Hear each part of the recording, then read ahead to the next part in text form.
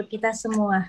Puji syukur kita haturkan kepada Allah Subhanahu wa taala yang telah memberikan kita kesehatan dan juga kesempatan untuk dapat mengikuti acara webinar nasional dalam rangka donasi untuk korban terdampak COVID-19 yang bertema COVID dan Herbal, Sabtu tanggal 20 Maret tahun 2021.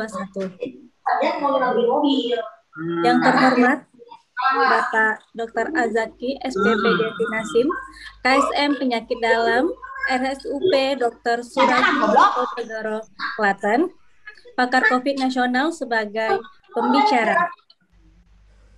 Yang terhormat Dr. Ingrid Tania, MSI Herbal, Ketua Umum PDPOTJI atau Perkumpulan Dokter Pengembang Obat Tradisional dan Jamu Indonesia sebagai pembicara.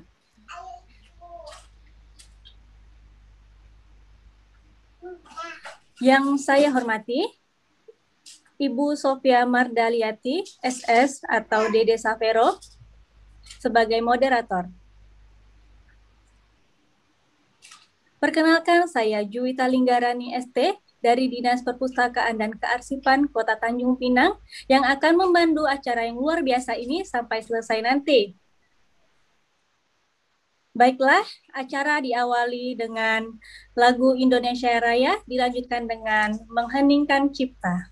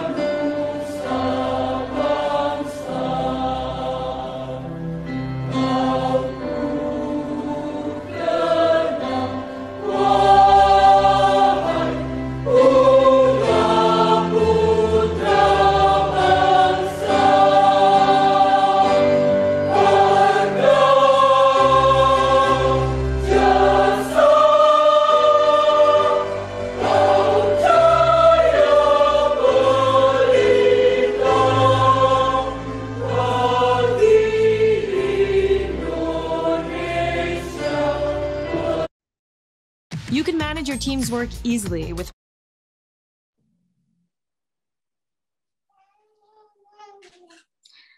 Baiklah rekan-rekan, mari kita sambut saja moderator kita, Ibu Sofia Mardaliati SS. Kepada Ibu disilahkan.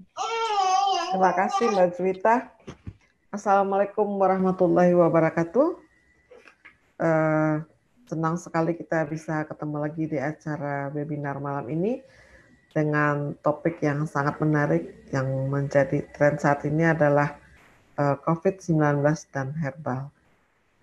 Kita di sini ada dua pembicara, Dr. Azaki, spesialis penyakit dalam Vinasim, dari RSUP Dr. Suraji Tirtonegoro Klaten, dan Ibu Dr. Kandidat Ingrid Tania, MShi Herbal, Ketua Umum Perkumpulan Dokter Pengembang Obat Tradisional dan Jamu Indonesia. Saat ini kita alhamdulillah bertemu dalam keadaan sehat walafiat. Sehat itu merupakan sesuatu yang mahal pada saat ini. Kita tidak tahu COVID ini kapan habisnya, jadi kita mungkin harus selalu mengantisipasi apa yang harus kita lakukan dalam kehidupan sehari-hari. Untuk pembicara pertama kita persilakan Dr. Azaki, spesialis penyakit dalam Vinasim, dengan topik yang beliau bawakan adalah tata laksana komorbid atau komplikasi pada pasien COVID-19.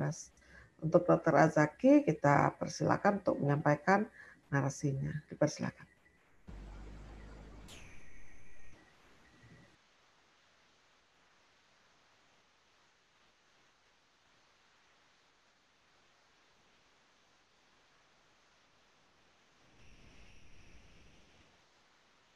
Ya, terima kasih. Selamat malam, salam sejahtera untuk kita semua.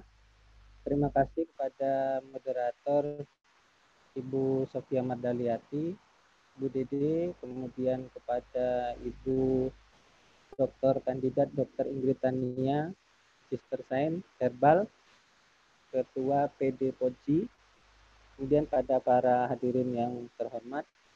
Pada kesempatan ini saya akan membawakan topik tentang tata laksana komorbid atau komplikasi pada pasien COVID-19. Tadi CV saya sudah dibacakan secara singkat ya. Jadi ada beberapa komorbid pada COVID-19. Yang sering, yang pertama adalah diabetes mellitus. Bagaimana strategi pengelolaan kadar gula darah berdasarkan tipe diabetes ini? Jadi diabetes mellitus biasa kita kenal ada yang tipe 1, ada yang tipe 2 ya. Jadi kalau tipe 1 intinya ini adalah yang tergantung insulin. Jadi memang di sini yang optimal kita menggunakan insulin basal bolus. Kemudian juga insulin analog, ini adalah pilihan pertama yang direkomendasikan. Kemudian kalau diabetes mellitus tipe 2, ini tergantung ya bagaimana pasien COVID-nya. Kalau gejala ringan, ini masih bisa dengan obat-obat anti diabetes atau OAD. Sedangkan kalau misalnya gejala sedang berat atau pasien diobati dengan steroid ya, intinya seperti itu, tentunya gula darah juga biasanya naik. Jadi insulin adalah pilihan yang pertama. Kemudian insulin intravena atau IV direkomendasikan untuk pasien dengan kondisi kritis. Jadi tergantung derajat keparahan COVID-19-nya. Ini bagaimana strategi pengelolaan kadar glukosa berdasarkan tipe diabetes mellitus pada pasien COVID-19 ya. Jadi kalau yang tipe lain ini juga sering ya. Jadi biasanya karena penggunaan glukokortikoid steroid ya. Jadi pemantauan kadar gula darah setelah makan ini sangat penting. Karena pada glukokortikoid associated diabetes ini sering terjadi peningkatan kadar gula ya pada waktu setelah makan dan sebelum tidur. Jadi pilihannya adalah insulin, sama seperti diabetes mellitus tipe 1. Kemudian bagaimana di sini gejala ringan umumnya dirawat jalan. Ini bisa pakai OAD, obat anti diabetes. Kemudian insulin juga dilanjutkan sesuai dengan pengobatan. Jadi kalau misalnya udah pakai OAD bisa diteruskan. Kalau pakai insulin juga bisa dilanjutkan. Kemudian di sini yang penting adalah pasien dengan komorbid direkomendasikan untuk meningkatkan frekuensi pengukuran kadar glukosa atau pemantauan glukosa darah mandiri. Jadi sebaiknya ada alat cek sendiri di rumah. Kemudian bisa berkonsultasi ke dokter kalau misalnya target gula darahnya tidak tercapai. Kemudian prinsipnya adalah dirawat jalan pada pasien COVID ini mengikuti kaidah sick day management ya pada penyandang diabetes. Jadi sebenarnya kita di sini pasien bisa men-switch atau menentukan sendiri dosisnya, tapi tentunya dengan konsultasi ke tenaga medis atau dokter yang menangani pasien tersebut. Kalau gejala sedang ini biasanya kita temui di rawat inap. Di sini pertahankan regimen awal jika kondisi klinis pasien, nafsu makan dan kadar gulanya dalam batas normal. Kemudian ganti OAD atau obat diabetes dengan insulin untuk pasien yang gejala COVID-19 yang nyata, yang tidak bisa makan secara teratur. Karena kadar gula di sini akan naik turun, jadi penggunaan insulin tentunya akan jauh lebih baik ketimbang OAD. Kemudian disarankan untuk mengganti regimen insulin premix menjadi insulin basal bolus agar lebih fleksibel dalam mengatur kadar glukosa. Jadi biasanya kita memakai insulin yang ASI cepat ya. Jadi cepat untuk menurunkan kadar gula darah, tapi tentunya di sini kita bisa mengecek kadar gula sebelum makan ya dan setelah makan. Jadi dosisnya tentunya akan lebih tepat untuk mencegah kondisi hipoglikemi.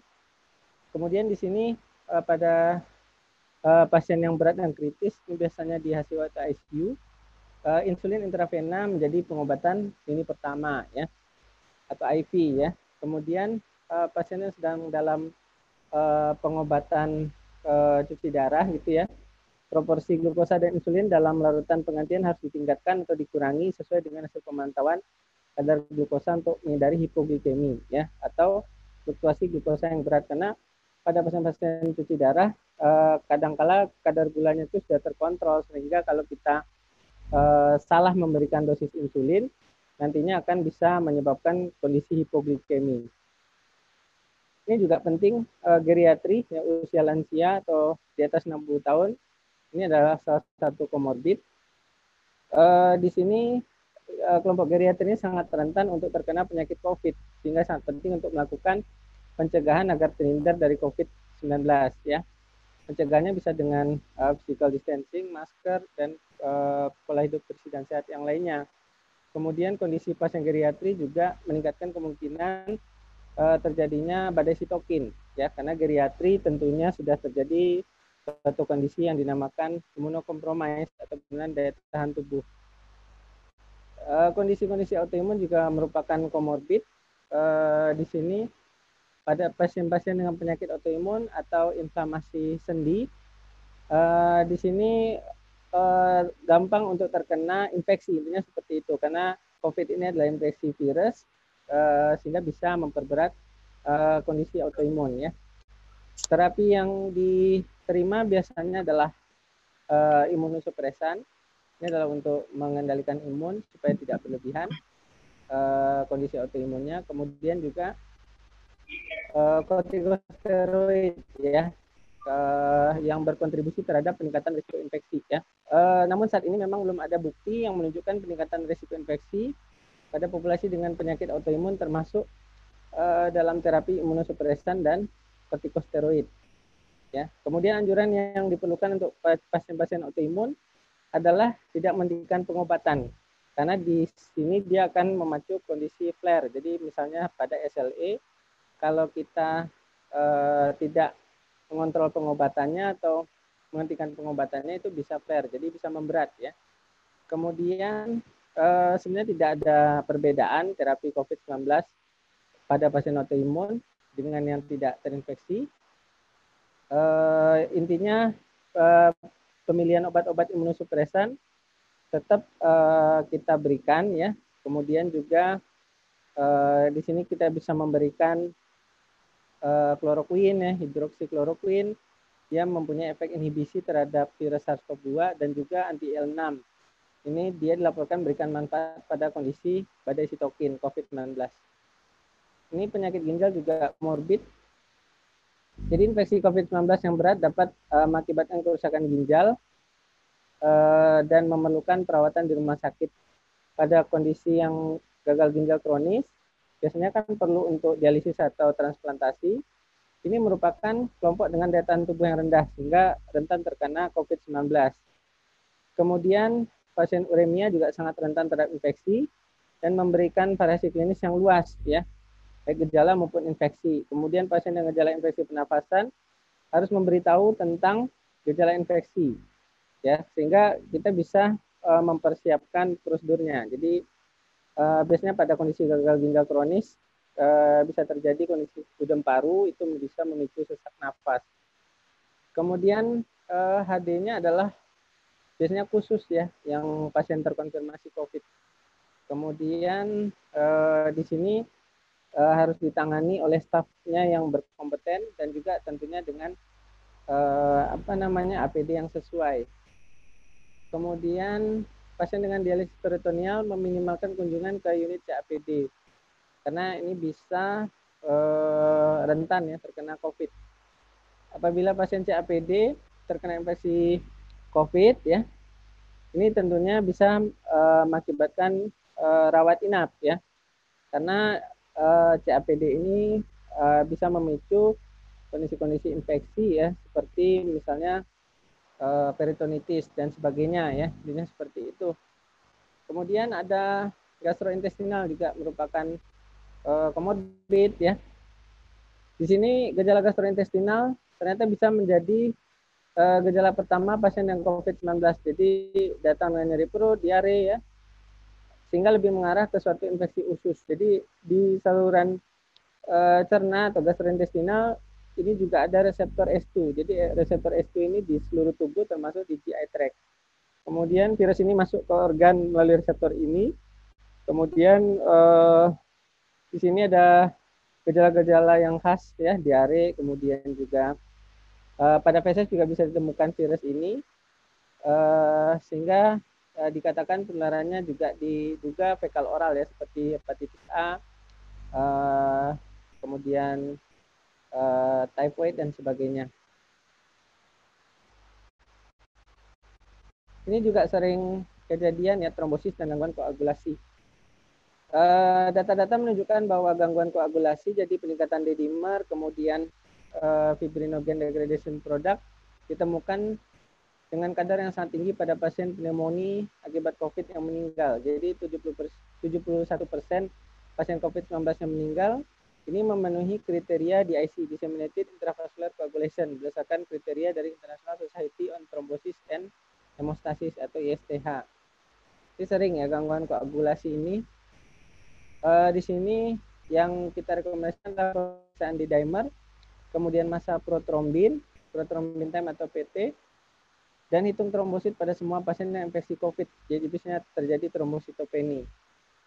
Kemudian pada pasien COVID-19 dengan risiko perburukan koagulopati dan menjadi DIC, ini pemeriksaan laboratorium hemostasis dapat ditambahkan fibrinogen untuk melihat pemburukan atau diagnosis awal terjadinya DIC. Ini bagaimana algoritmanya ya. Intinya di sini kita merekomendasikan penggunaan profilaksis low molecular weight heparin ya, pada kondisi-kondisi koagulasi ya, berdasarkan tadi marker laboratorium tadi. Kemudian antikoagulan profilaksis pada pasien COVID-19 kondisi kritis. Di sini peningkatan dosis profilaksis untuk koagulan direkomendasikan pada pasien COVID yang dirawat di ICU atau post ICU. Kriterianya ada kriteria inklusi, jadi pasien terkonfirmasi COVID-19 atau pasien suspek atau probable yang membutuhkan perawatan ICU dan atau setelah dipindahkan dari perawatan ICU, kemudian trombositnya lebih dari 25.000. Jadi jangan sampai trombositnya terlalu rendah karena risiko pendarahan. Ini kriteria eksklusi, jumlah trombosit kurang dari 25.000 atau pendarahan ya, dan pasien dasar atau neurosurgery yang memiliki pendarahan aktif nih, kontraindikasi pemberian antikoagulan. Ini bagaimana pemeriksaan dosisnya sesuai dengan fungsi ginjal. Kalau kreatininnya baik ya, kita bisa memberikan dosis yang tinggi. Ya, kalau misalnya kreatininnya atau fungsi ginjalnya kurang baik, tentunya kita harus menyesuaikan dosisnya ya, kira-kira seperti itu. Kemudian juga bagaimana kondisi-kondisi obes ya, kemudian berat badan kurang dari 60 juga memerlukan penyesuaian daripada dosis antikoagulan. Kemudian nih kejadian tromboemboli vena atau emboli paru dan trombosis vena dalam. Intinya adalah pada pasien COVID yang mengalami emboli paru atau trombosis vena dalam, deep vein thrombosis atau DVT, jika tidak terdapat kontraindikasi harus diberikan antikoagulan dosis terapi. Ini berupa low molecular weight heparin 1 mg per kilogram berat badan 2 kali sehari subkutan ya. Atau heparin dengan dosis loading 80 unit per kilogram berat badan IV. Kemudian dilanjutkan drip continue 18 unit per kilogram berat badan per jam. Di sini kita harus memonitor diastesis perdarahan APTT untuk menyesuaikan dosis dengan targetnya 1,5 sampai 2,5 kali kontrol ya. Kemudian dosis heparin memerlukan titrasi sesuai dengan nilai APTT. Jadi kita sesuaikan dosisnya sesuai dengan diastesis perdarahan. Ini modifikasi dosis ya. Intinya kita melihat APTT-nya ya. Ini juga sering pada COVID, cedera miokardium ya, pada infeksi COVID-19. Patogenesisnya belum diketahui mekanisme pasti terjadinya cedera miokardium. Namun diketahui terdapat 2 proses patogenesis. Yang pertama interaksi antara virus SARS-CoV-2 dengan angiotensin konvertase enzim 2 ya, S2. Akibatnya terjadi kardiomiopati, disfungsi kardiak dan gagal jantung. Kemudian virus ini juga bisa menginvasi langsung otot jantung, akibatnya bisa mengakibatkan kerusakan otot ya. Kerusakan otot jantung. Kemudian aktivasi inflamasi akibat sitokin ya, peradangan-peradangan mediator-mediator inflamasi.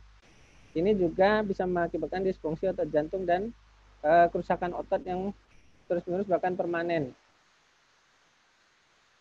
Faktor risiko cedera miokardium akibat COVID, intinya faktor risiko yang bisa mempengaruhi cedera miokardium di sini usia tua. Biasanya pasien-pasien dengan cedera miokardium usianya 66 tahun, jadi udah lansia. Kemudian gangguan metabolik, ya, pasien dengan cedera miokardium memiliki prevalensi hipertensi, kemudian diabetes mellitus, penyakit jantung. Jadi ada komorbid lain juga. Kemudian tidak ada gejala khusus, ya. Ini tergantung ya. Jadi tidak semua ada gejalanya ya. Jadi seperti itu. Di sini kalau cedera miokardium pada COVID kita memerlukan pemeriksaan penunjang, baik ECG, EKG, ronsen torak, laboratorium dan ekokardiografi untuk melihat fungsi daripada otot jantung. Bagan alur diagnostiknya ini bisa dibaca nanti. Jadi intinya adalah di sini dilakukan pemeriksaan eko ya, intinya untuk menilai fungsi daripada jantung. Ini yang sebenarnya menjadi gold standar ya. Gagal jantung ini juga sering ya, komplikasi kardiovaskuler.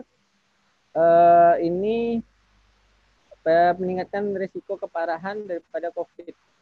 Ini hipertensi dan penyakit kardiocerebrovaskular mencapai 17,1 dan 16,4% dari masing-masing pasien COVID-19 yang dirawat di rumah sakit ya. Dan risikonya hingga 2 kali lipat dan 3 kali lipat lebih tinggi. Ini gagal jantung mempersulit perjalanan klinis COVID, ya, khususnya pada kasus yang berat.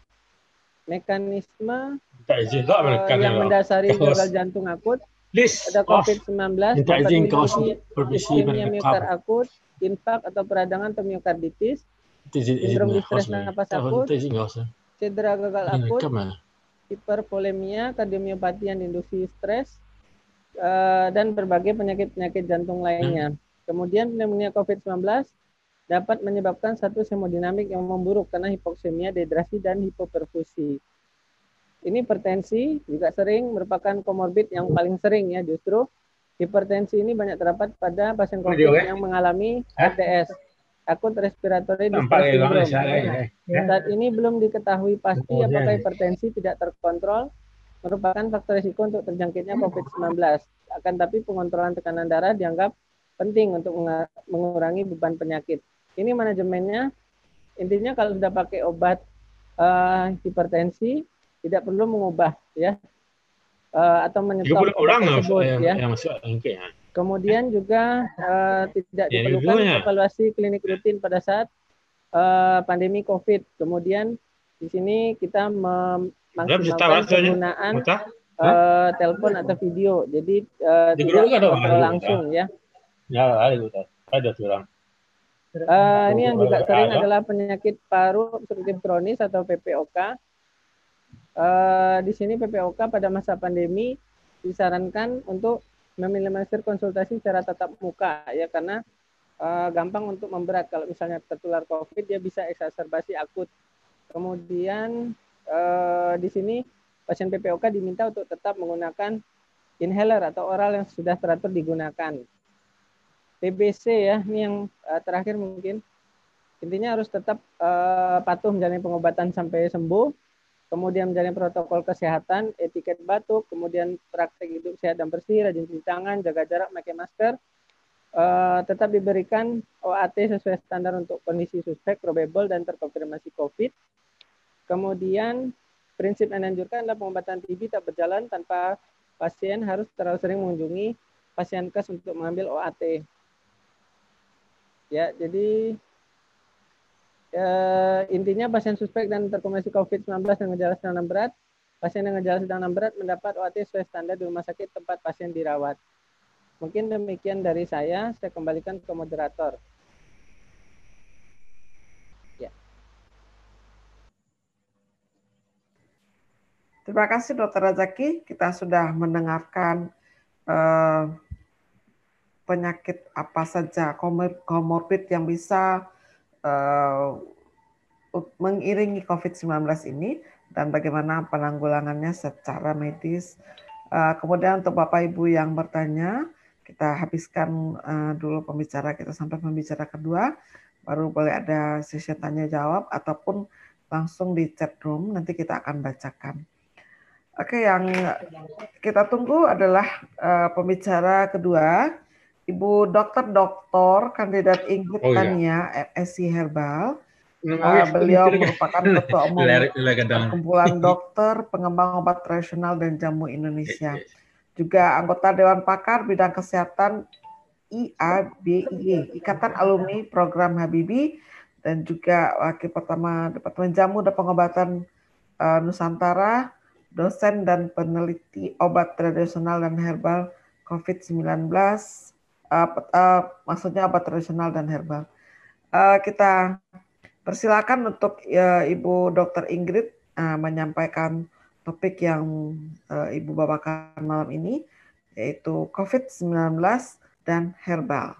Dipersilakan kepada Dr. Ingrid. Baik, terima kasih Bu Dede.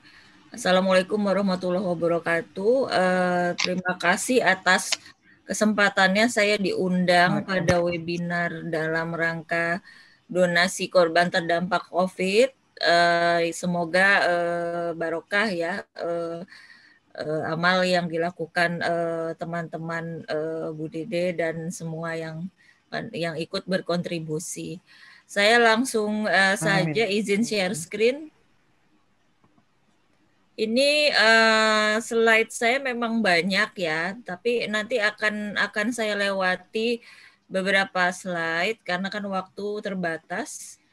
Karena ini topiknya memang luas ya, jadi COVID-19 dan herbal. Mengingat herbal yang sebenarnya punya potensi untuk dikembangkan dalam masa pandemi ini sebenarnya ada banyak sekali ya. Ini segini saya baru mengulas nggak semuanya sebenarnya ya, tetapi ternyata slide-nya sudah banyak banget gitu. Jadi ini outline-nya saya lewati saja. Intinya kalau masa pandemi saya nggak juga tentang COVID-19 ini saya nggak terlalu bahas ya. Ada Dr. Azaki di sini yang lebih pakarnya, ya. Nah, cuma yang penting ya memang vaksin ini bukan obat ya, sehingga memang kita tetap harus menjaga kekebalan tubuh kita ya. Di samping memang harus disiplin menerapkan protokol kesehatan yang 5M ini ya.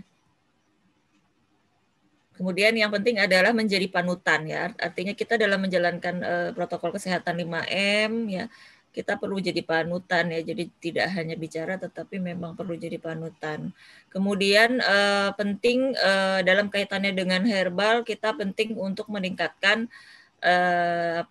kinerja sistem kekebalan tubuh. di mana sebenarnya sistem kekebalan tubuh ini memang cara meningkatkannya gitu ya, itu harus dengan cara yang komprehensif. Nggak cukup dengan hanya salah satu cara.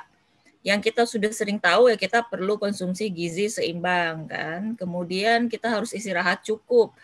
Tidur itu memang sebaiknya antara 7 sampai 9 jam sehari. Kemudian aktivitas fisik diupayakan setiap hari paling tidak minimal 30 menit. Kemudian tadi Dr. Azaki sudah menyinggung masalah penyakit komorbid. Nah, penyakit komorbid atau penyakit penyerta ini memang perlu dikendalikan ya.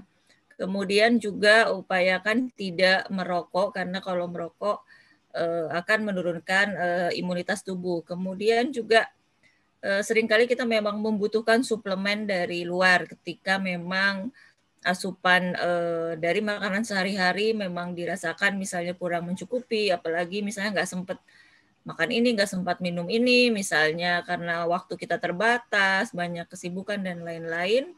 Sementara pada masa pandemi ini kita mesti punya imunitas yang prima, akhirnya memang butuh suplemen gitu ya.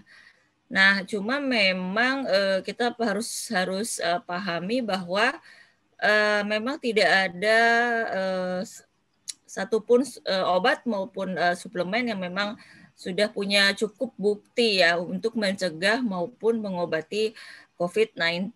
Tetapi memang selama ini sudah mulai banyak penelitian-penelitian yang sudah berjalan, ditambah sebenarnya ada pengalaman dari nenek moyang misalnya ya dalam meningkatkan kekebalan tubuh. Sebenarnya itu bisa saja dicoba, karena kalau dalam masa pandemi sebenarnya apapun yang kira-kira punya potensi baik dalam mencegah maupun mengobati ya kita bisa coba sebenarnya.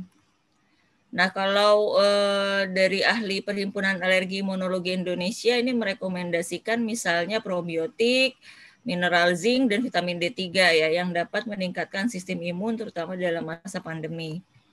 Nah, ada yang menarik juga ya fenomena di Indonesia maupun sebenarnya di dunia juga ya.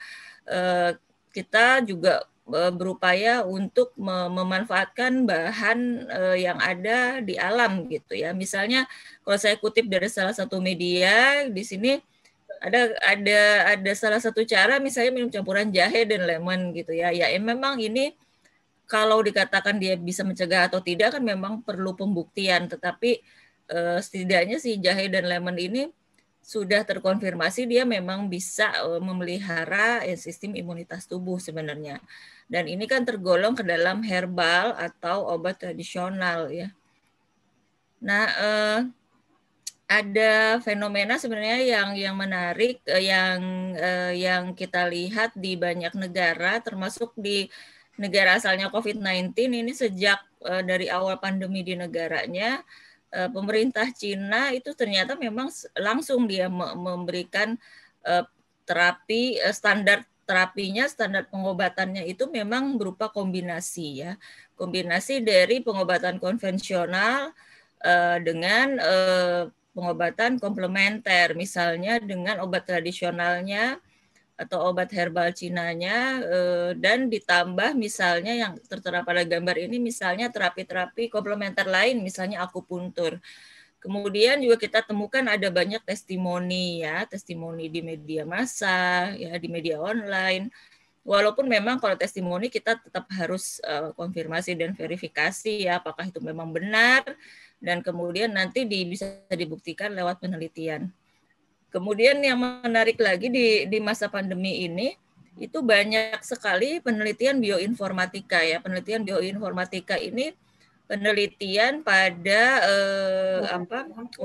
simulasi ya, simulasi di komputer ya. Misalnya molecular docking, itu contohnya misalnya mensimulasikan, penelitian yang mensimulasikan misalnya ada senyawa aktif dari suatu herbal disimulasikan dengan protein virus SARS-CoV-2, itu dilihat kekuatan ikatannya itu, energi ikatannya itu seberapa besar, sehingga jika dilihat dia mampu mengikat si protein virus SARS-CoV-2, maka dikatakan dia punya potensi sebagai obat misalnya untuk mencegah dan atau mengobati COVID-19.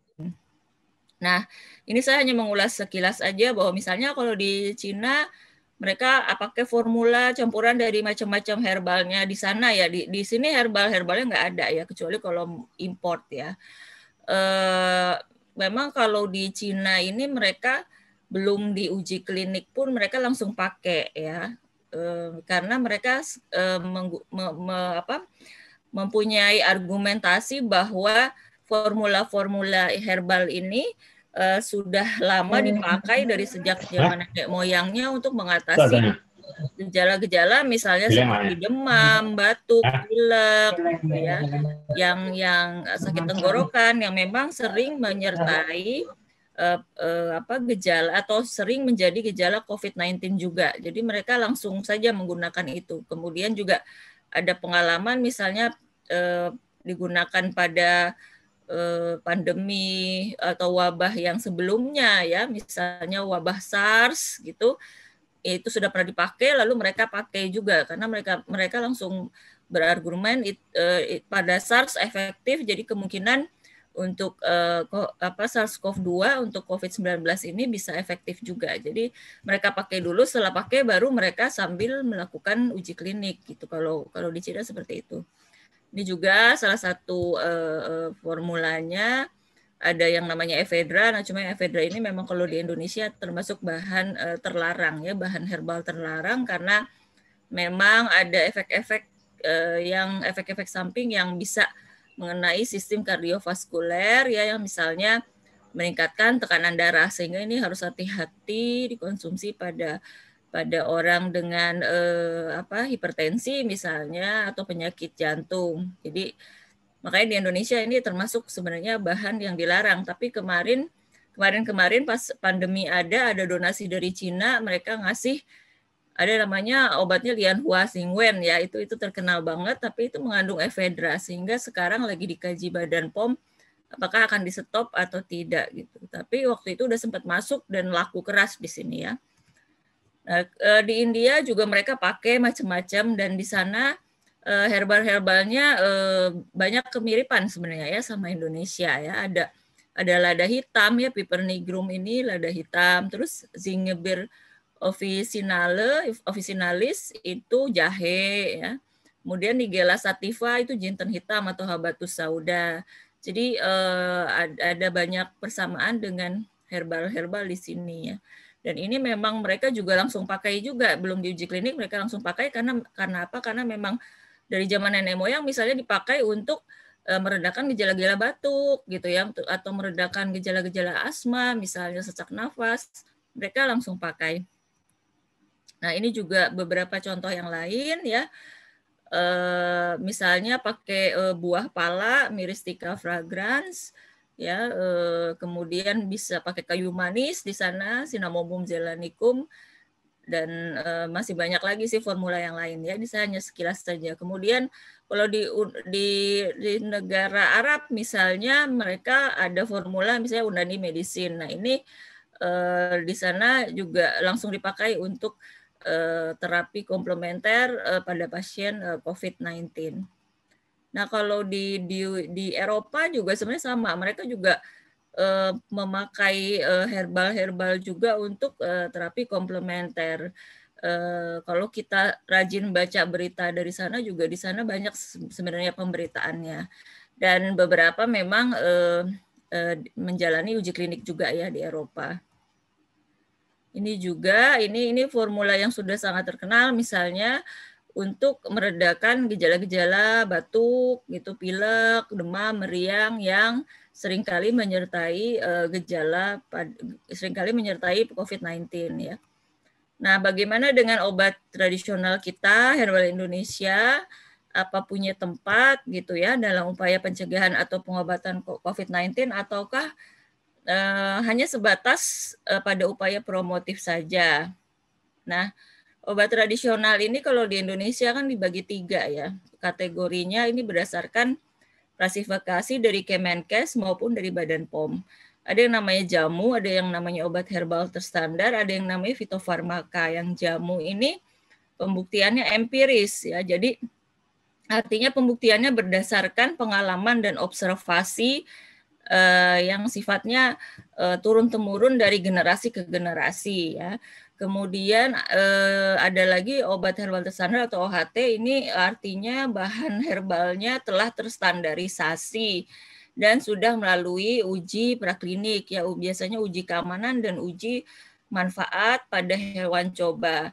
Kemudian ada yang namanya fitofarmaka. Fitofarmaka ini adalah sebenarnya suatu obat herbal terstandar juga karena dia bahan bakunya sudah terstandar, tapi ditambah pembuktian klinis ya. Pembuktian klinis artinya telah melalui uji klinik pada subjek manusia sehingga bisa terkonfirmasi keamanan dan manfaat atau khasiatnya atau efektivitasnya pada manusia.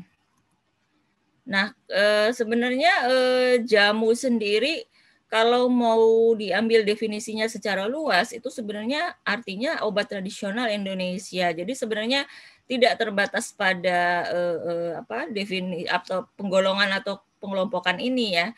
Tetapi jamu dalam arti luas itu sebenarnya seluruh obat tradisional Indonesia sampai termasuk fitofarmaka itu sebenarnya bisa disebut sebagai jamu juga misalnya. Jadi seperti di Jepang dia namanya kampo ya. Untuk obat tradisional Jepang, walaupun yang sudah melalui penelitian, uji klinik, sampai dia menjadi sediaan yang sangat modern seperti obat, itu namanya tetap kampo ya.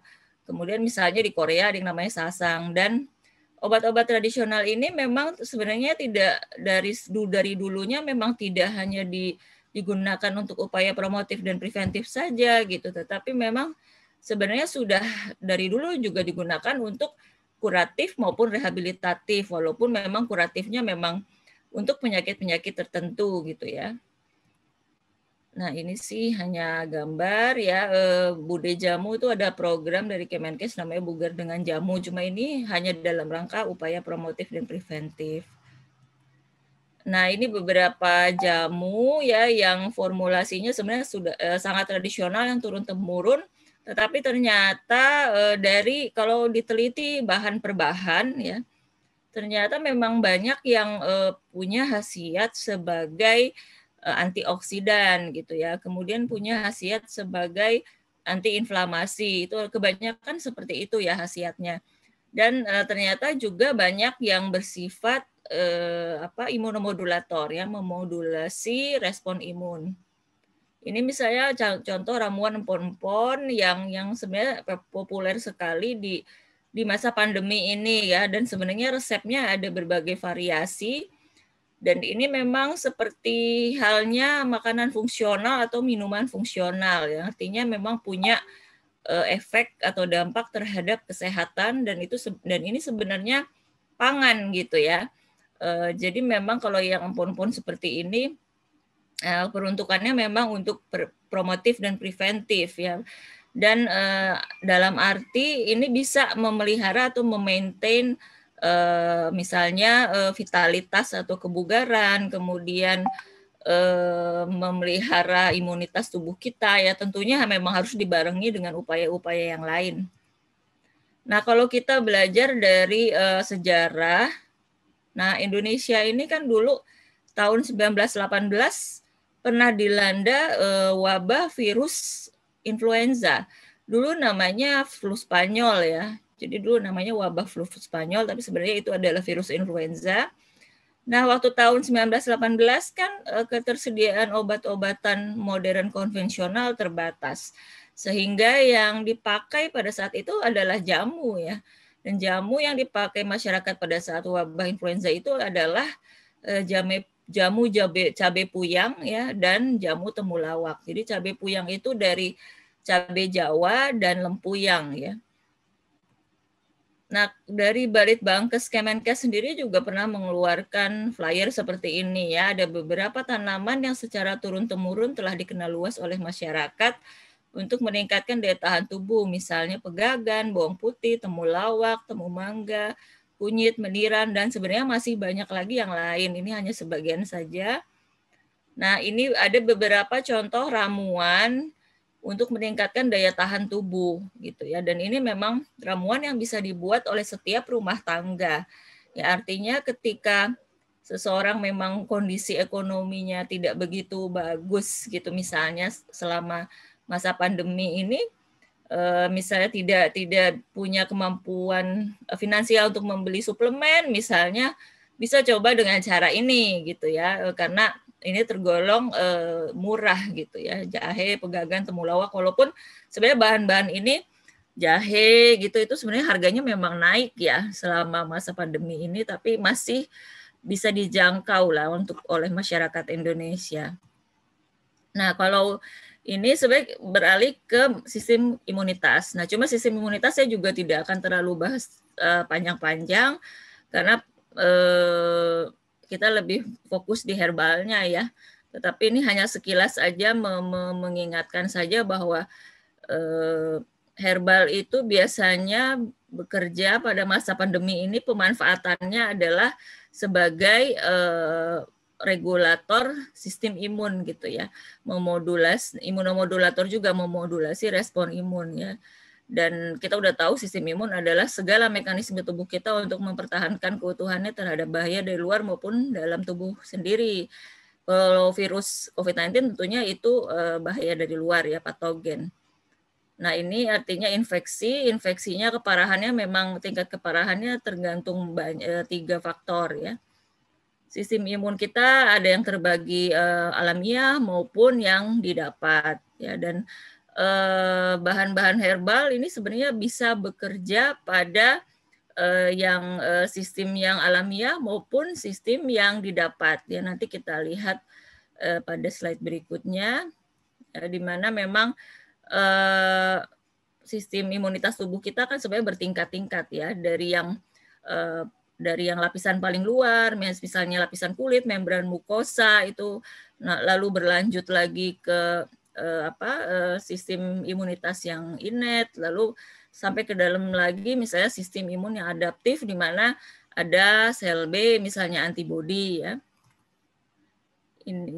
Ini sekilas saja bahwa piramida sistem imun kita yang ujung-ujungnya adalah mengenali patogen spesifik ya, dan ini memang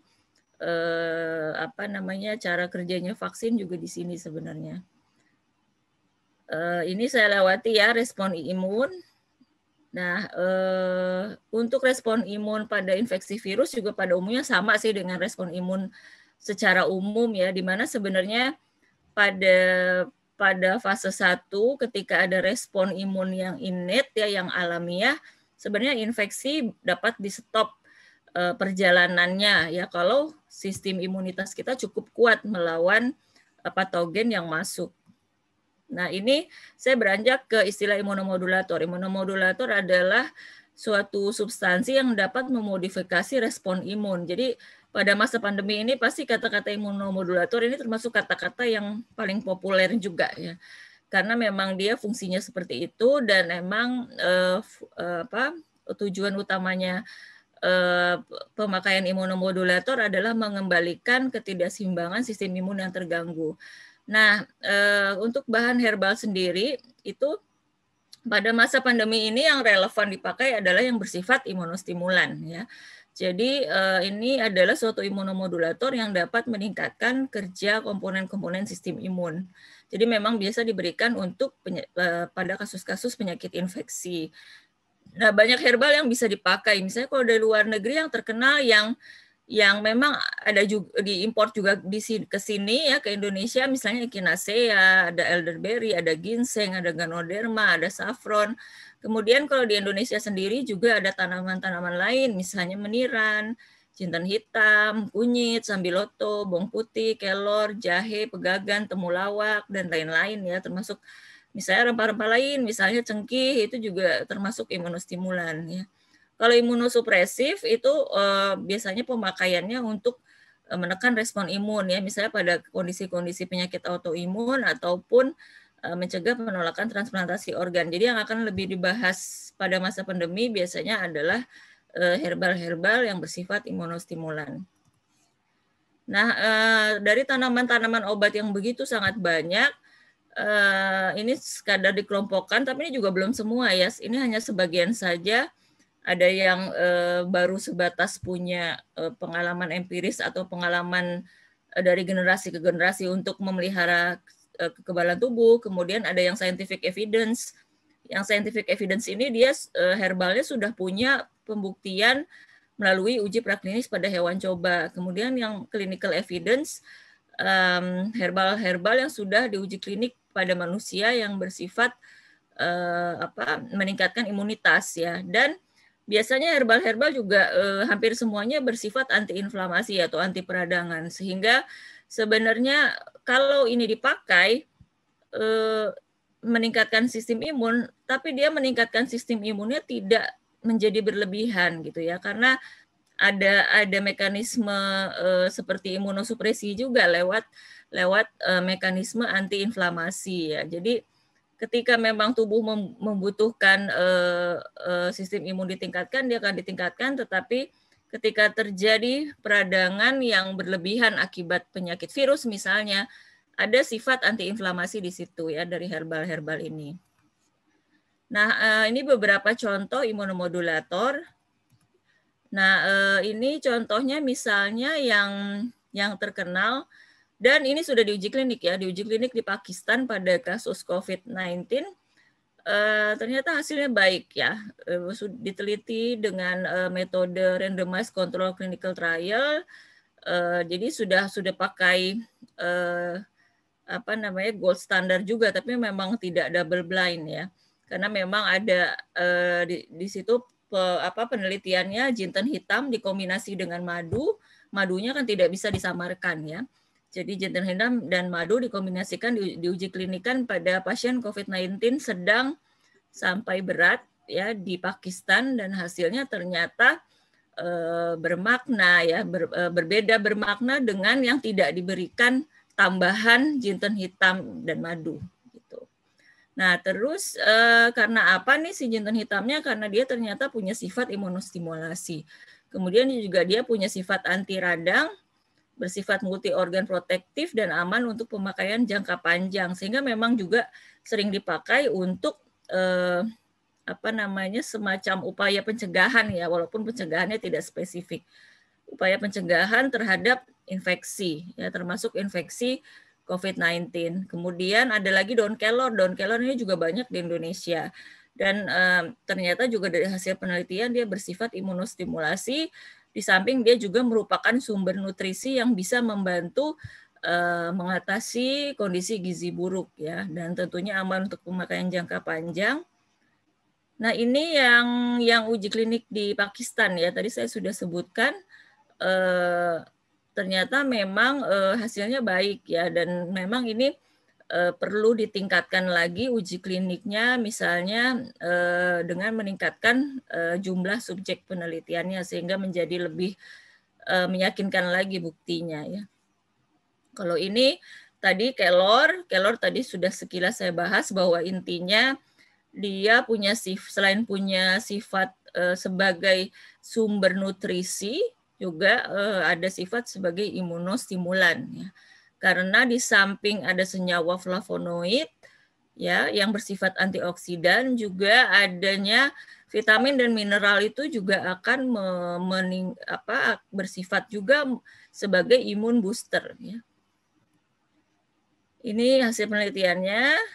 Terus ada lagi misalnya yang lain, Echinacea. Echinacea ini yang saya tadi sebut herbal import, ini memang sudah banyak penelitiannya, dan memang kalau penelitian yang spesifik untuk COVID-19 uji kliniknya belum ada, tetapi yang uji kliniknya yang sudah ada adalah mempercepat penyembuhan selesma ya atau common cold dan infeksi saluran pernafasan atas lainnya misalnya influenza.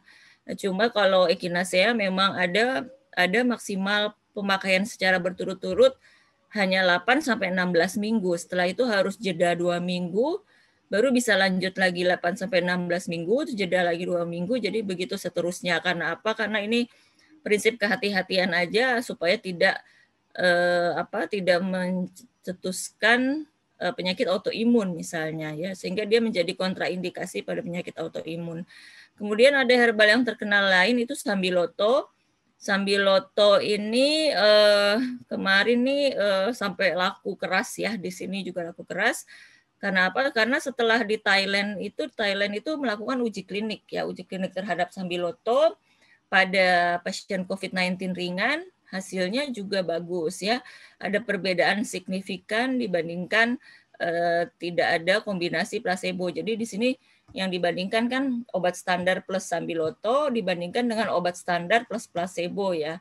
Jadi dengan penambahan Sambiloto ternyata ada perbaikan yang bermakna.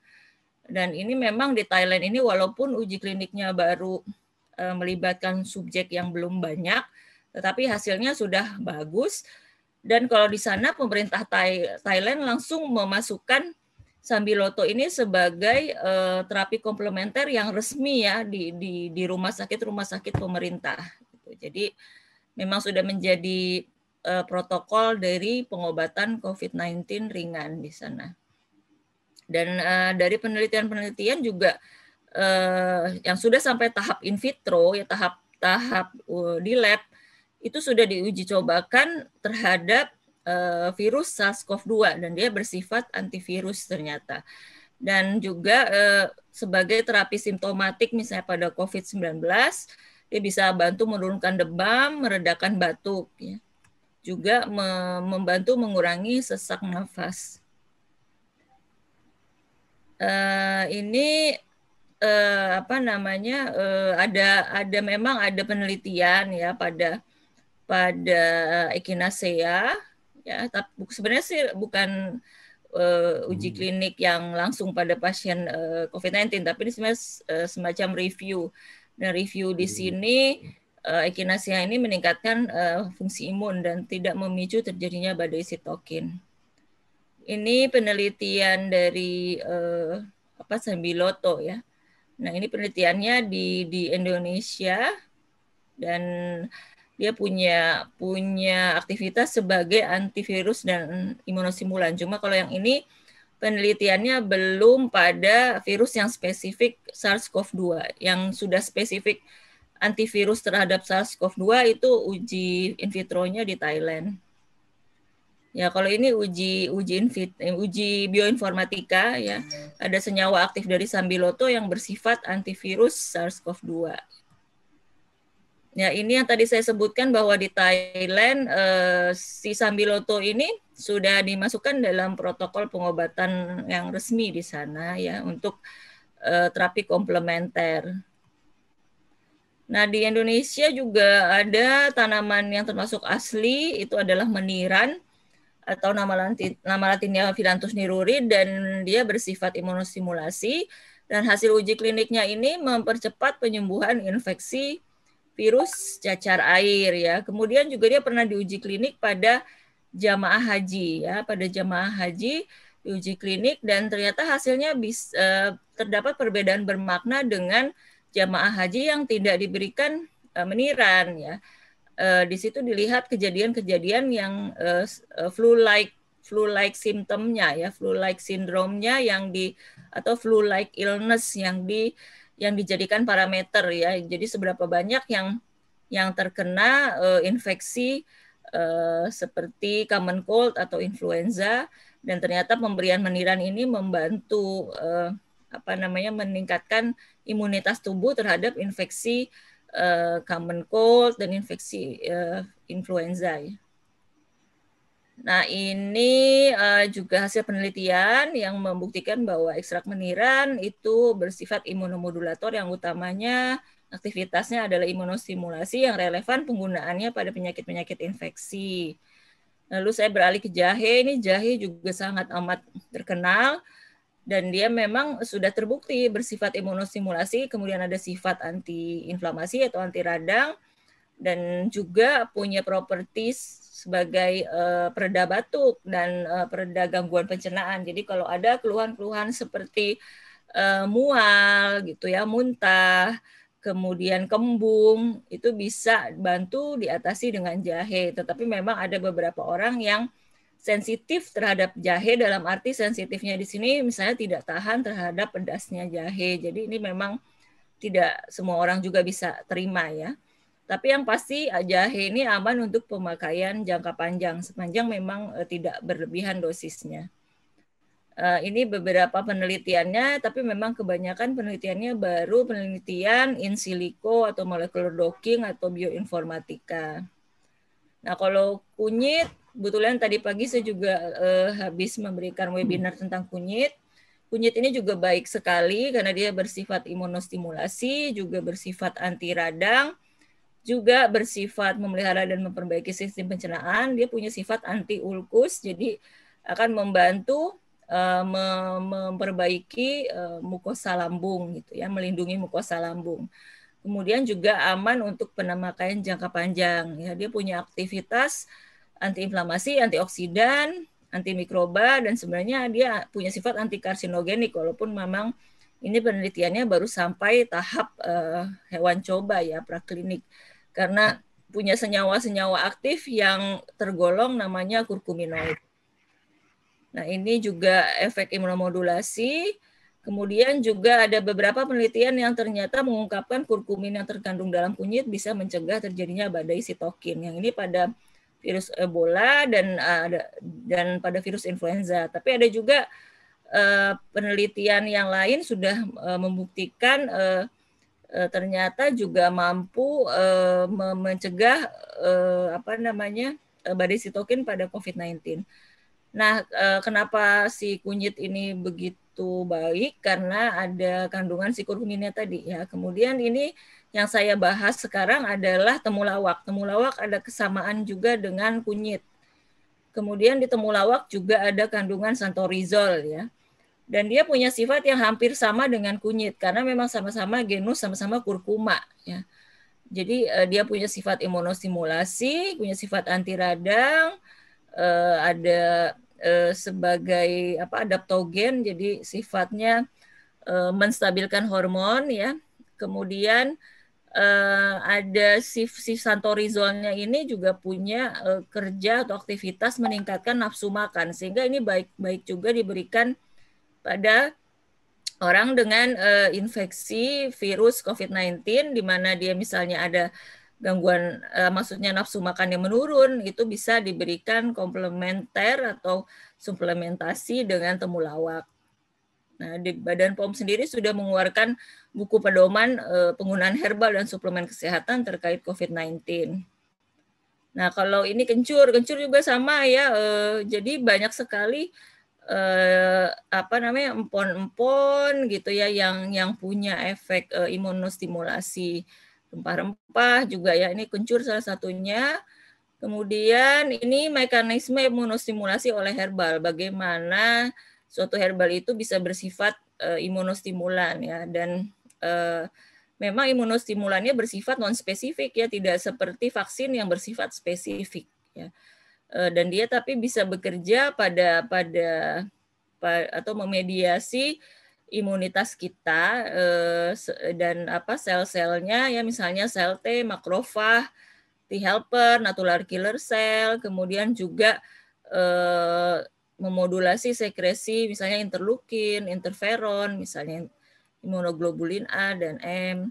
Dan sifat ini, imunomodulasi ini memang dimainkan peranannya karena dia punya aksi sebagai antioksidan dan antiinflamasi.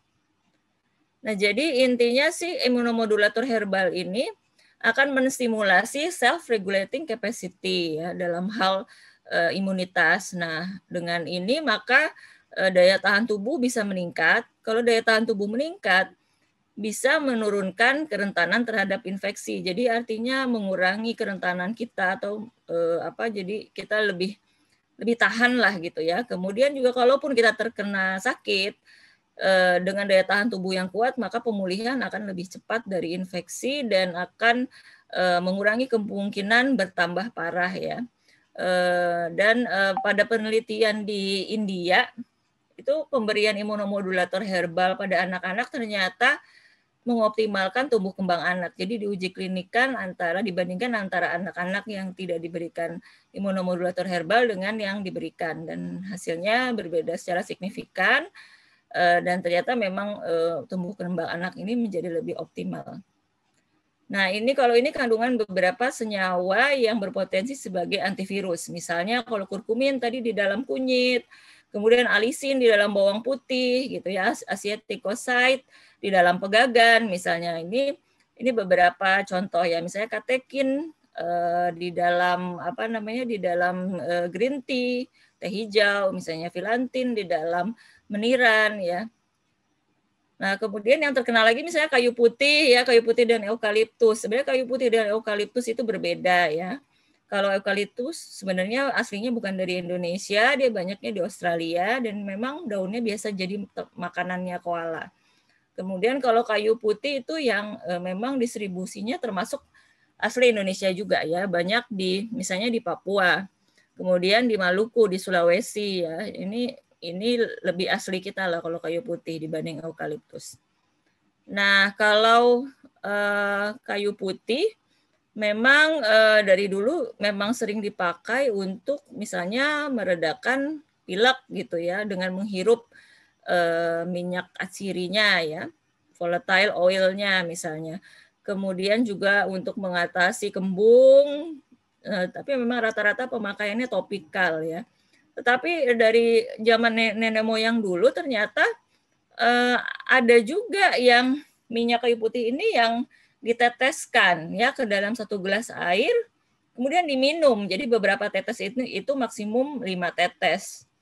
Dan ini banyak yang mencoba ya pada masa pandemi COVID-19 ini mencoba dengan mengikuti resep misalnya ramuan turun-temurun ini, kemudian mereka coba ketika mereka ada keluhan-keluhan misalnya seperti sakit tenggorokan, demam, batuk, pilek, itu mereka mencoba minumnya, tapi memang harus hati-hati ketika meminum beberapa tetes minyak kayu putih yang diencerkan dengan segelas air ya. Jadi ini saya kenapa harus hati-hati, karena minyak kayu putih zaman sekarang ya yang banyak beredar di pasaran itu kebanyakan sudah tidak asli lagi ya.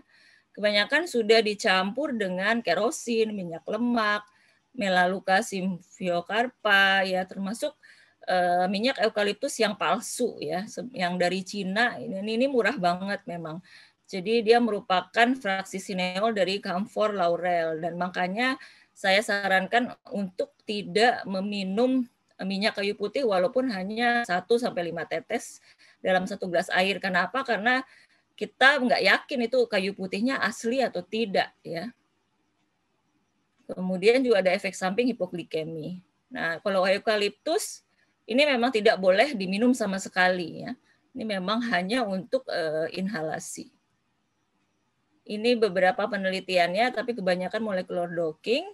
Ini juga ya, molecular dockingnya simulasi di komputer memang dia bisa mengikat protein M-Pro sehingga menghambat replikasi virus SARS-CoV-2. Ini tapi baru berdasarkan penelitian bioinformatika ya. Jadi masih panjang ini kalau mau diteliti.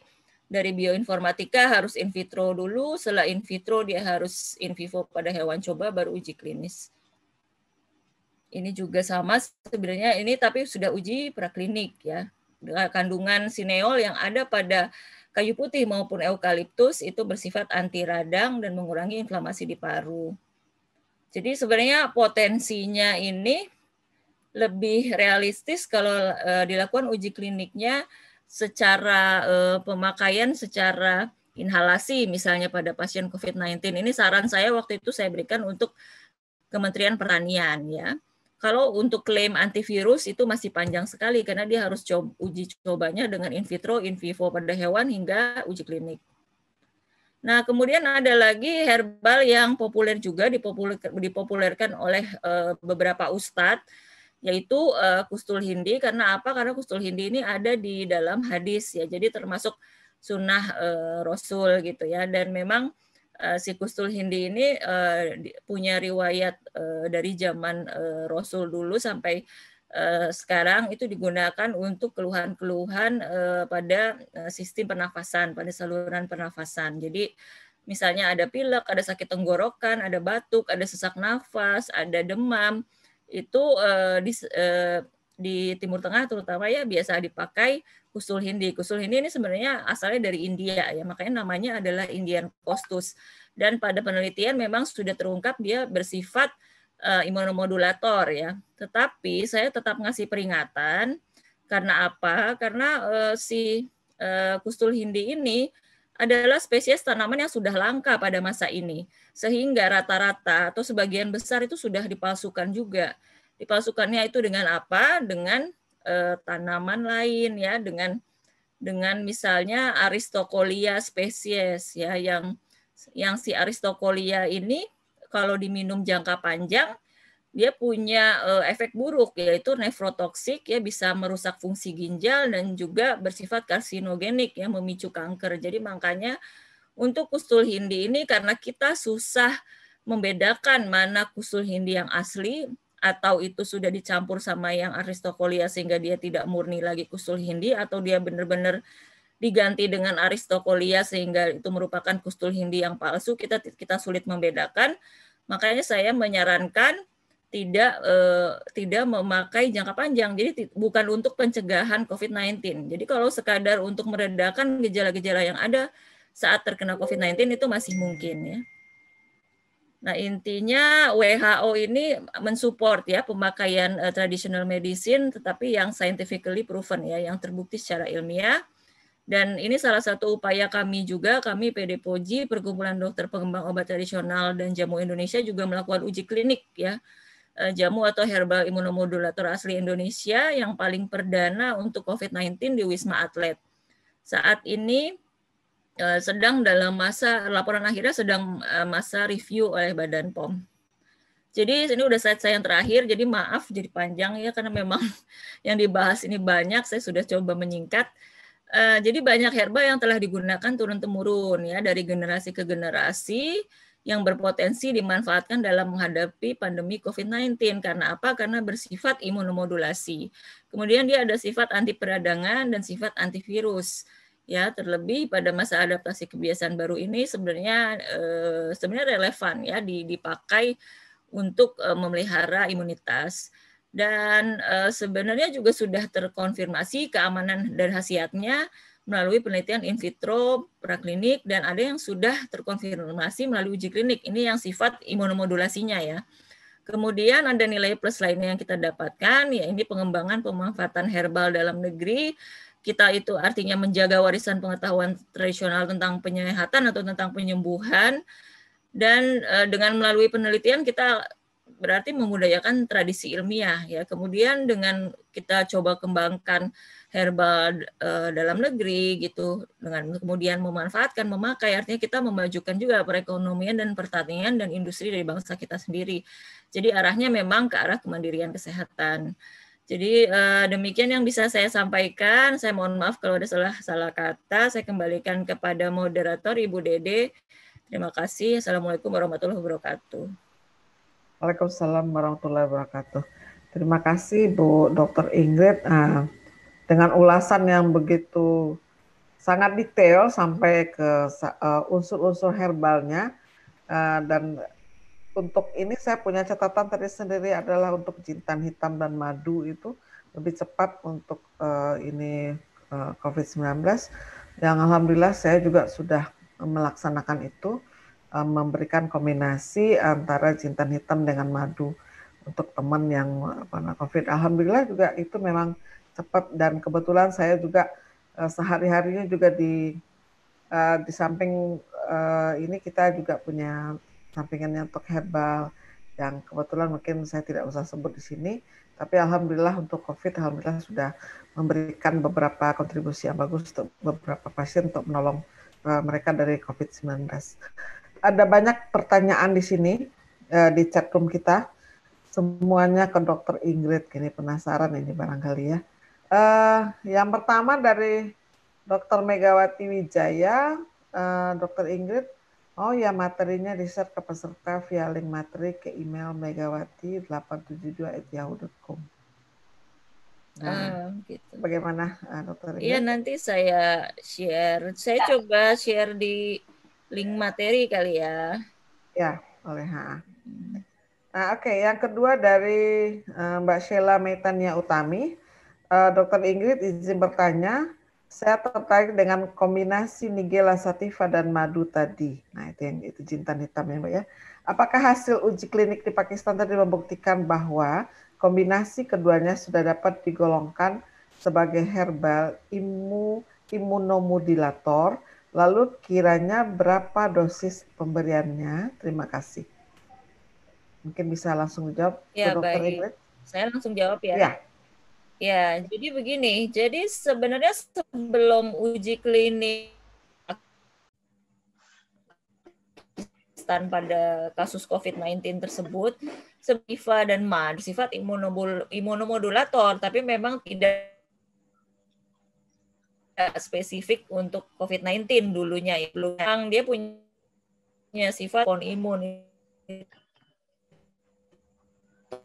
itu sudah terkonfirmasi di itu dijadikan gitu ya, Nigella sativa dan madu ini dijadikan kandidat untuk diuji klinik kan pada kasus COVID-19. Hasil uji klinik kan hasilnya manfaat pada yang spesifik pada kasus COVID-19 begitu. Dan memang sebenarnya gini, ada perbedaan sediaan hitam dosis di sana nggak bisa gitu ya langsung kita terapkan sama plek Nigella sativa dan madu di sini, itu sebenarnya tidak bisa ya, karena itu tadi saya akan tanamannya di Pakistan sama di Indonesia itu pasti beda nanti, bahan aktifnya beda, jumlah bahan aktifnya ya, persentase bahan aktifnya itu pasti tidak sama. Kemudian madunya juga pasti sama juga gitu. Jadi harusnya sih kalau mau diterapkan di sini, memang di sini diuji klinikkan dengan Nigella sativa dan madu yang dari di sini gitu, yang dari Indonesia juga gitu. Nah, cuma di Indonesia atau produk-produk yang atau minyak Habatus sauda, ada banyak macam jenisnya. Jadi kalau memang di sini memang belum diteliti terapi komplementer, kita bisa ikuti dosis yang di ini, jadi tidak hasil uji klinik di Pakistan ya, tapi ikuti misalnya kita pakai minyak Habatus sauda kali 3 kemudian saya 3 kali 1 itu sih rekomendasi dari Sajik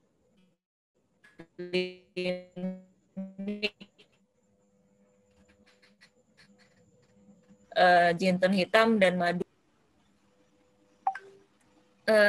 Bisa lanjut pertanyaan berikut ya, Bu?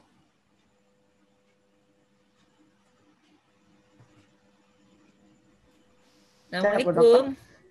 Iya. Berikutnya dari Muhammad Masnur Huda, terkait herbal yang berasa pahit seperti sambiloto, apakah biji mahoni dan brotowali juga memiliki kandungan yang sama dengan sambiloto, sehingga bisa digunakan untuk terapi pencegahan COVID-19 maupun common cold dan sejenisnya?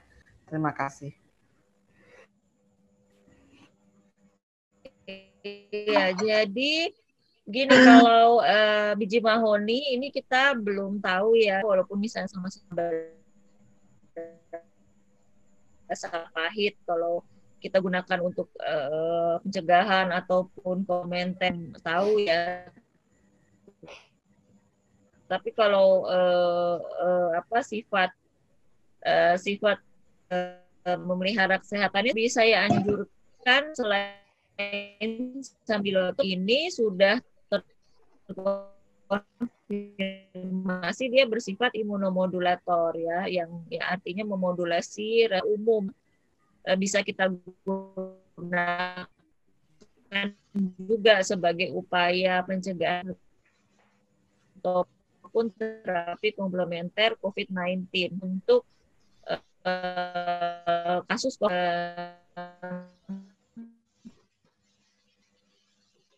jadi ada yang namanya di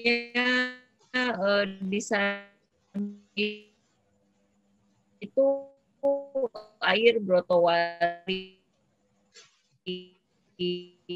Jadi memang biasa memang sudah ada uji kliniknya, tetapi memang udah dicampur dengan herbal lain.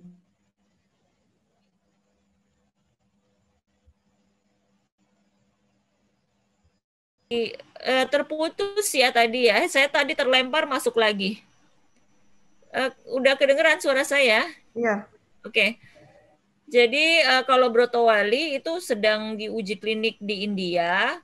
Ya, jadi nanti kita lihat aja ya, kalau pilot study uji klinik pendahuluannya udah hasilnya bagus, dia lanjut ke uji klinik tahap yang uji klinik yang sebenarnya sedang dilaksanakan. Jadi kalau mau coba brotowali boleh gitu.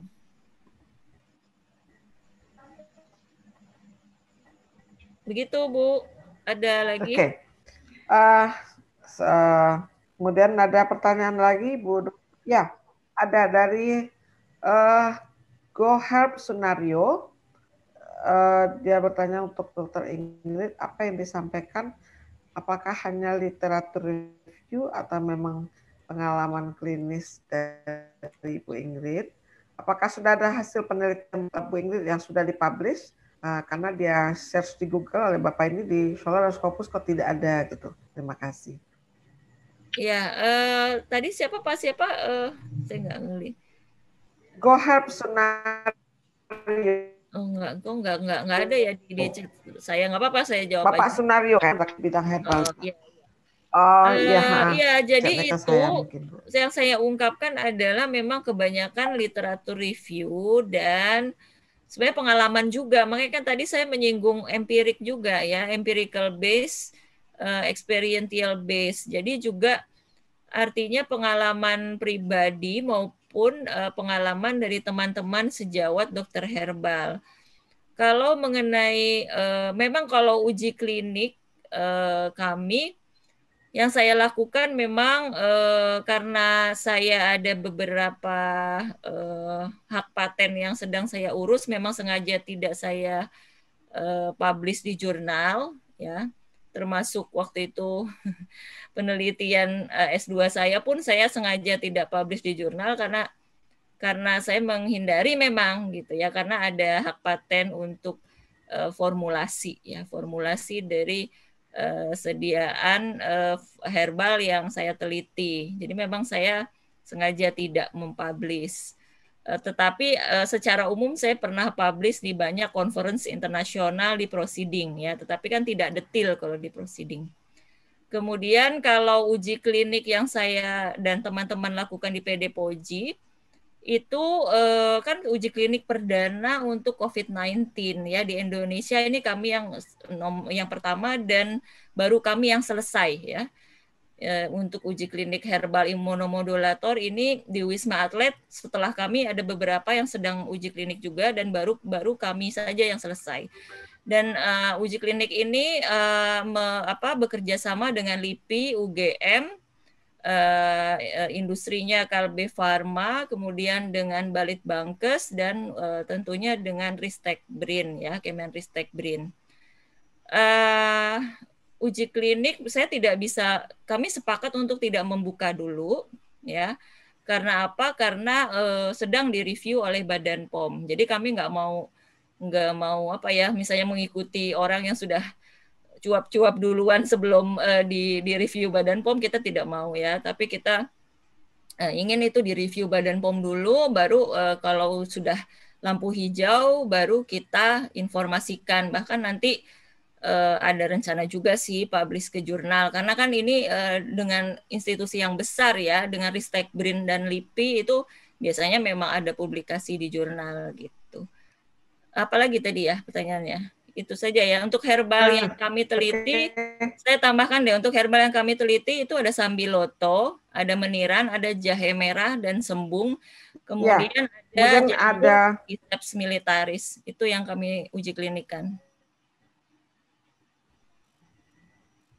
Demikian, ada lagi pertanyaannya? Ya, ada Ibu, cuman mungkin langsung 2 ya.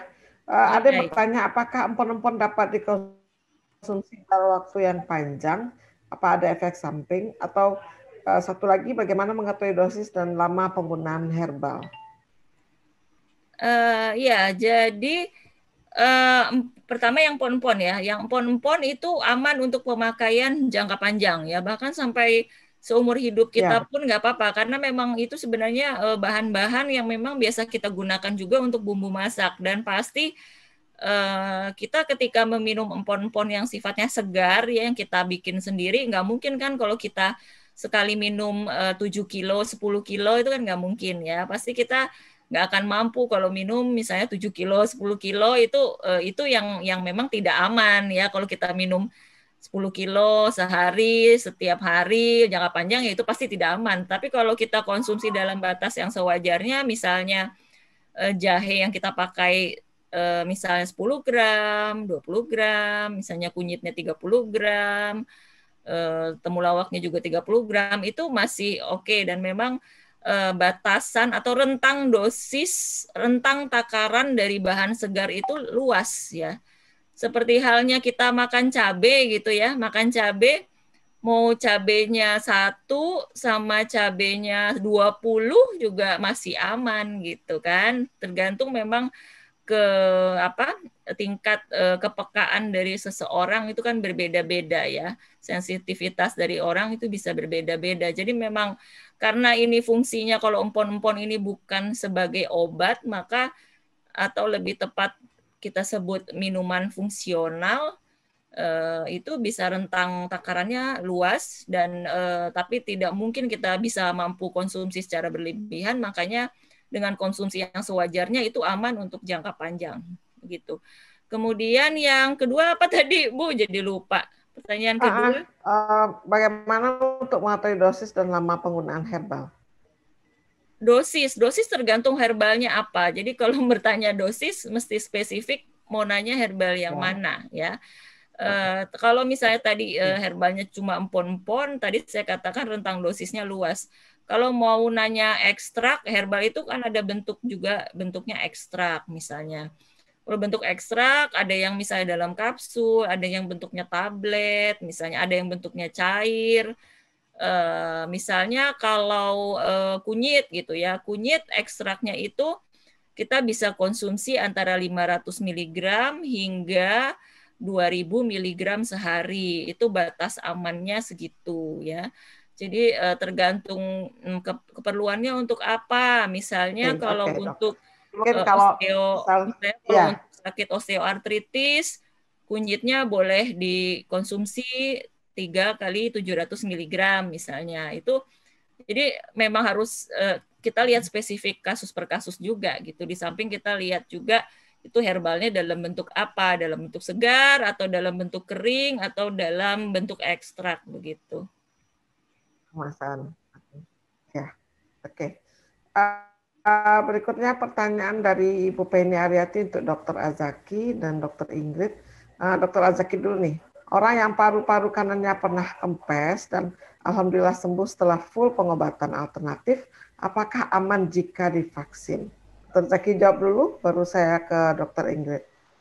Iya, sebenarnya kalau di sini katakan sembuh ya, kalau sembuh tentunya secara klinis dan juga secara concern ya, pemeriksaan penunjang. Jadi kalau memang ada infeksi paru kemudian sudah sembuh, tentunya harus kita buktikan secara medis ya.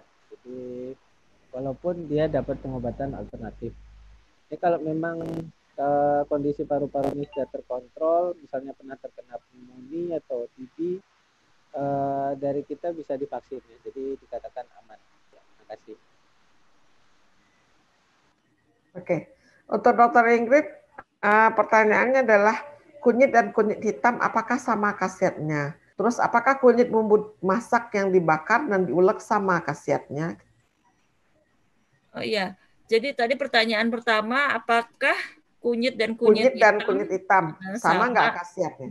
Oh iya, jadi sebenarnya kunyit dan kunyit hitam ini berbeda spesiesnya ya, dan yang paling banyak diteliti sebenarnya kunyit ya, bukan kunyit hitam. Tetapi atau kalau kita lihat dari sama-sama kurkumanya ya, maka ada banyak kesamaan khasiat ya, karena ada banyak kesamaan kandungan senyawa aktifnya. Jadi khasiatnya yang utamanya memang anti-inflamasi atau anti peradangan dan antioksidan. Kemudian pengembangannya memang bisa sebagai anti cancer ya, tetapi itu kan pengembangannya lama pasti. Kemudian pertanyaannya berikutnya, apakah kunyit untuk bumbu masak yang dibakar dan yang diulek sama khasiatnya? Diulek sama khasiatnya. Iya, iya.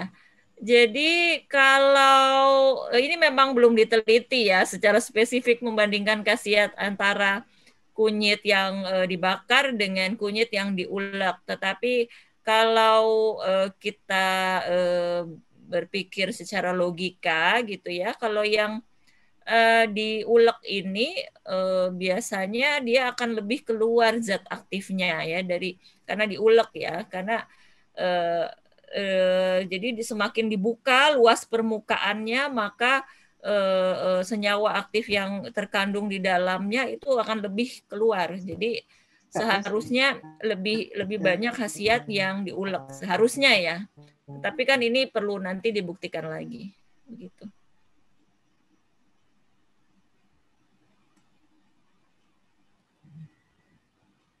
Di masa pandemi banyak yang minum pon-pon. Apakah boleh minum terus walau tidak ada pandemi? Mohon saran. Iya, tadi sudah sempat disinggung ya empon-empon ini. Jadi empon-empon ini kalau tidak dalam masa pandemi juga bagus dikonsumsi.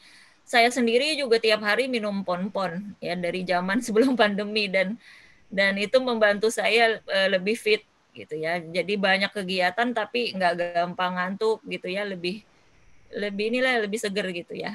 Itu yang manfaat yang saya rasakan. Kemudian saya rasakan juga hormon lebih seimbang ya, hormon lebih seimbang sehingga misalnya tidak mengalami gangguan-gangguan misalnya PMS gitu ya, gejala-gejala yang sebelum menstruasi kan biasanya dulu banget waktu masih remaja nggak pernah minum pon-pon, itu saya merasakan PMS-nya nggak enak banget. Tapi begitu udah misalnya rajin minum pon-pon tiap hari, nggak pernah lagi tuh merasakan keluhan-keluhan misalnya PMS itu tadi. Itu contoh saja gitu.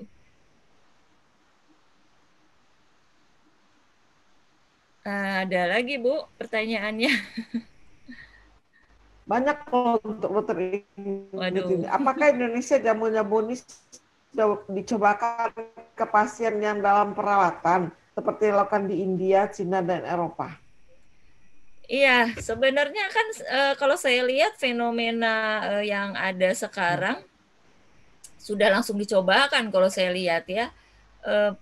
Ya maksudnya pasien-pasien ini swamedikasi ya, artinya dia mencoba sendiri jamu-jamu atau herbal-herbal yang mungkin dia dengar atau disarankan orang lain gitu ya, atau ada juga yang nanya ke saya konsul, saya sebaiknya tambah minum jamu atau herbal apa ya, saya beri saran ini, tapi saya tetap menyatakan bahwa obat standar dari dokter, dari rumah sakit itu harus tetap diminum gitu ya, harus tetap diminum, dan si herbal ini sebagai komplementer untuk membantu meringankan gejala, mempercepat penyembuhan juga gitu, dan mengurangi efek samping ya, mengurangi gejala efek samping dari obat-obatan standar, karena obat-obatan standar juga sering menimbulkan keluhan seperti mual gitu ya, mual, muntah. Nah, itu bisa dibantu diatasi dengan minum jamu atau herbal.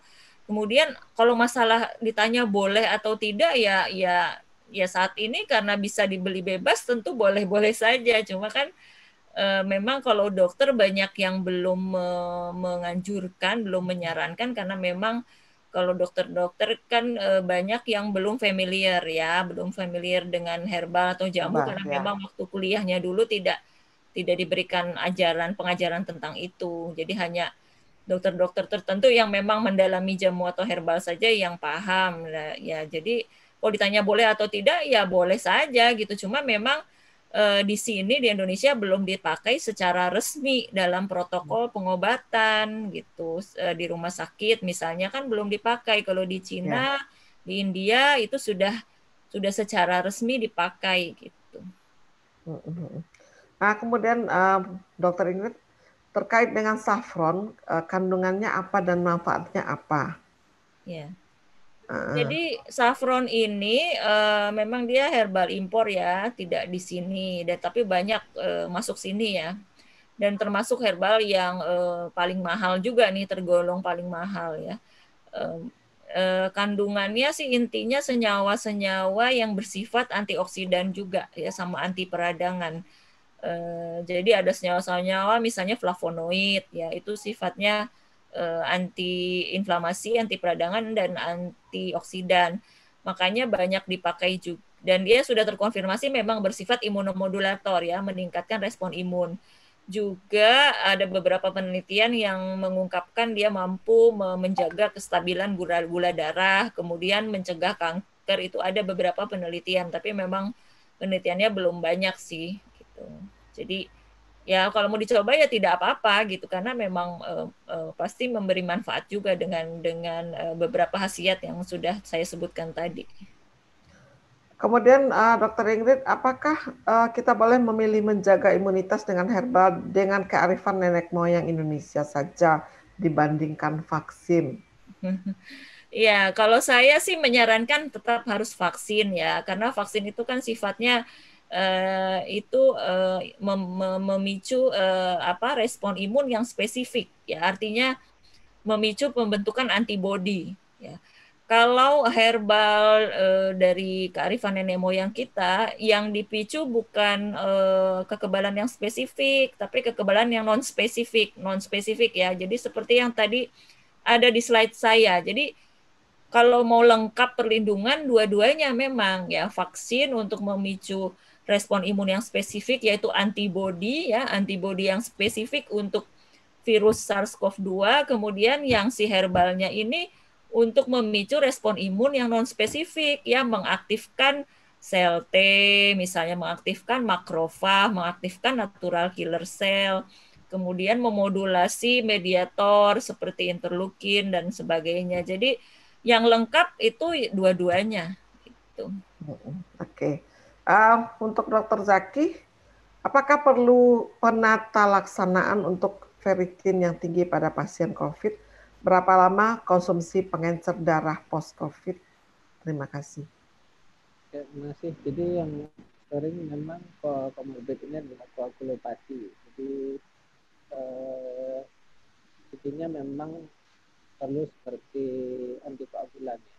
Jadi kalau kita melihatnya berbagai parameter tadi sudah saya jelaskan, trombosit, kemudian D-dimer dan sebagainya. Kalau ferritin saya kira juga tidak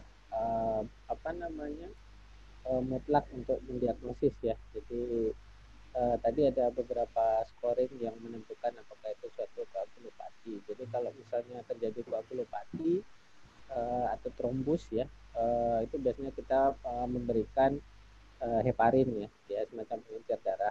Kemudian untuk post COVID ini tergantung nantinya ya, biasanya ada yang dikatakan long COVID syndrome. Jadi setelah orang itu pasca COVID, kemudian dia tetap mengalami komplikasi ya.